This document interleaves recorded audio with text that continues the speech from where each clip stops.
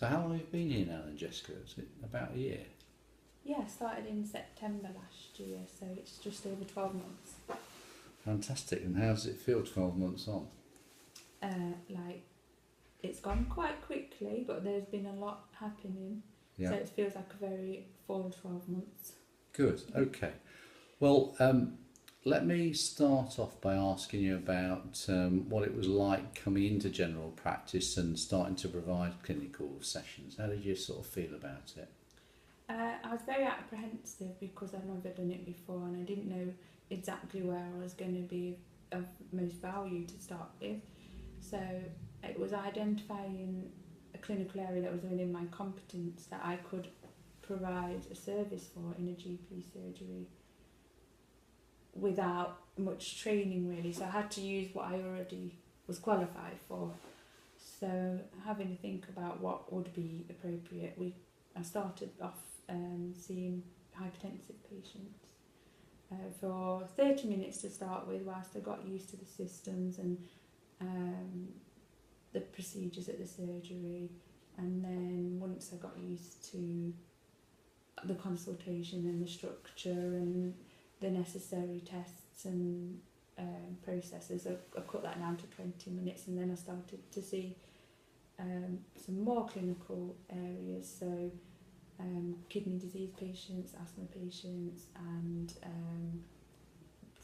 lots of chronic diseases with a medication review incorporated in the appointment. Okay, good. So did you have any kind of expectations about the programme when you first started, and if you did, do you think they've been met? My expectations were very low in a way. I didn't have any specific expectations. All I really expected was to become a prescriber working in a surgery, and I had no idea what that was going to look like. Okay, and I am a good. prescriber in a surgery, so that expectation has been met so far. Good. And do you think it took you long as a pharmacist to start to contribute towards the surgery activities? No, because from the first day I was already contributing. I shadowed the practice nurse in a chronic disease long-term management clinic, and the patient was having issues with chest pain, and I suggested that the anti-anginal medication could be optimised. The nurse then was really appreciative of that advice, put the necessary changes in place, and that patient has since been seen 12 months on and is doing really well, and their chest pain has been reduced for all that time. Fantastic.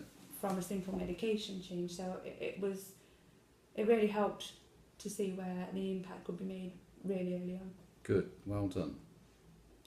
So what do you think your biggest achievement has been so far in this new clinical role? Personally, it's to become recognised as a clinician, independent, a pharmacist. I feel is somewhat behind in their own professional recognition to sometimes what nurses, doctors and other people are, and to do this role I'm able to use all the knowledge that I went to university for and that I've gained from my experience so far, and improve patients' experience and safety. So I feel my biggest achievement is professionally becoming more useful to patients. Good.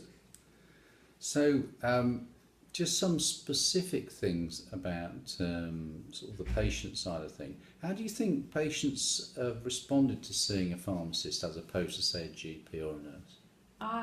I was really shocked with the patients here because some vast majority of them, if not all of them, didn't even blink an eyelid.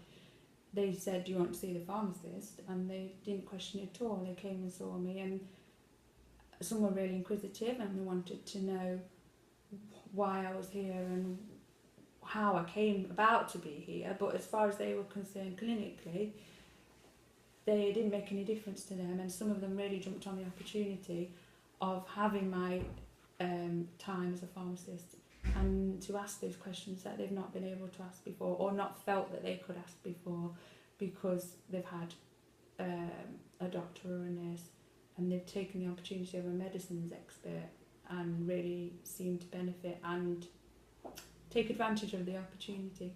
Good. So do you think that that's improved patient, what we call patient experience and patient satisfaction? I think so. Patient satisfaction has been 100% from the feedback we've received. There's not been anybody who's been unhappy with seeing the pharmacist. A lot of people have commented to me and to other staff that they really appreciated the thorough review that they get and that they have learned something. And the most common comment people say is that they didn't know that before about the medicines or about their condition. So that kind of leads on to the bit about patient knowledge of medication. Do you think you've really improved that? Yeah, a lot of patients have misconceptions about medications or drug reactions, so they feel that coming to see me I might know a little bit more, and they will say to me, "You'll know about this, you tell me why I can't take this drug for long term, or I should be taking a statin." That's one of the most common discussions I have with people, is what a statin is for, what it does, because a lot of people have heard of them or have had friends who take them, but they're very apprehensive about taking them themselves. And I've been able to have the full discussion about lifestyle, heart disease risks and side effects, and they seem to be a lot more satisfied when they leave the consultation. It feels from what you've just said there like there's something about patience and confidence in you as a clinical individual. Yeah, it's something I've not really experienced in community, because patients will come to you for lots of questions, but they don't particularly express that they see you as a clinician. When they come in here in the surgery, they specifically want my advice, which they've not had off somebody who already works here. So for instance, some people who have declined to take statins in previous consultations with doctors or nurses have then come out of a consultation with me and have started taking the statin. So they've had a little bit more confidence in the knowledge, they've had a bit more time to discuss it. I've given them the chance to make an informed decision, which they seem to respond to well. Good. So you've also touched on the fact that you've been advising and helping patients with lifestyle issues. Does that come up a lot? Yeah, it's a big part of my chronic disease appointments. So because I do have a little bit more time than the GP does, I will help them more specifically with lifestyle recommendations and go into depth more about what is a good strategy for reducing blood pressure through their own measures at home.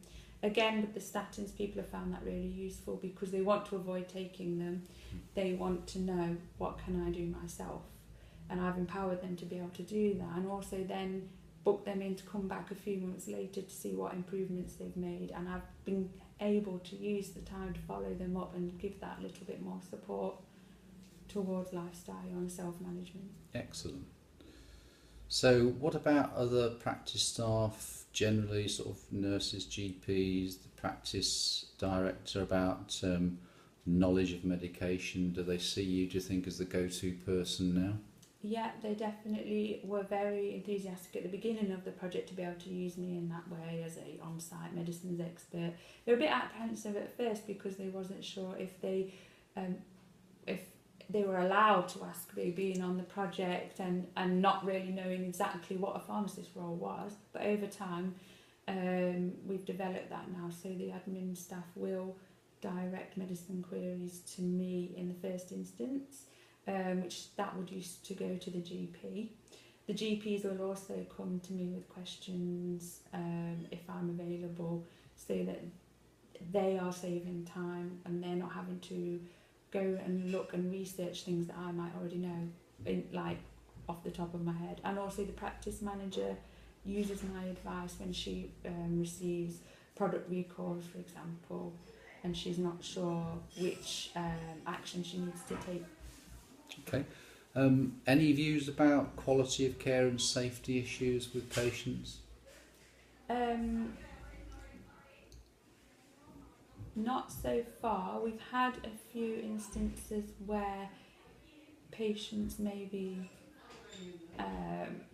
have been unsure about seeing a pharmacist, and then they've come to see me anyway, and they've been quite open-minded here, and we've always safety netted them, made sure that they've not compromised on quality, so which is really good, because I've got a really good referral system. If I need a patient to see another clinician or somebody else, or be followed up at the surgery, then we've got a strong network in place. Good.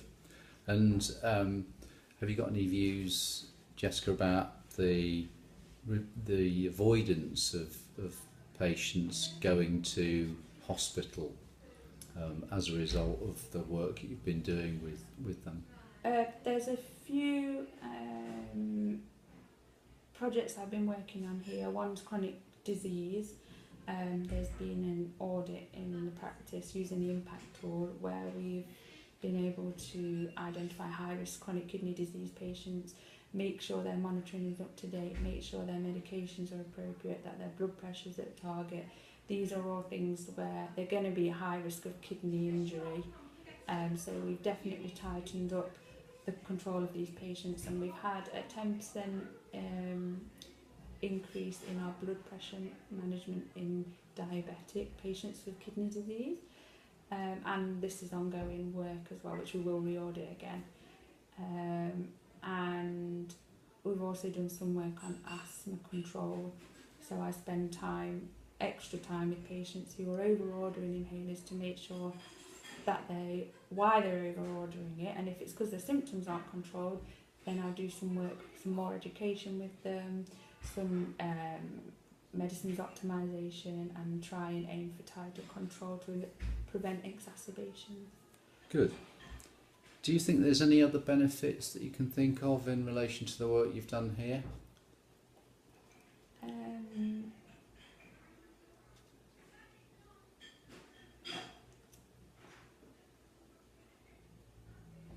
Do you think it's actually freed any time up for the GP partner?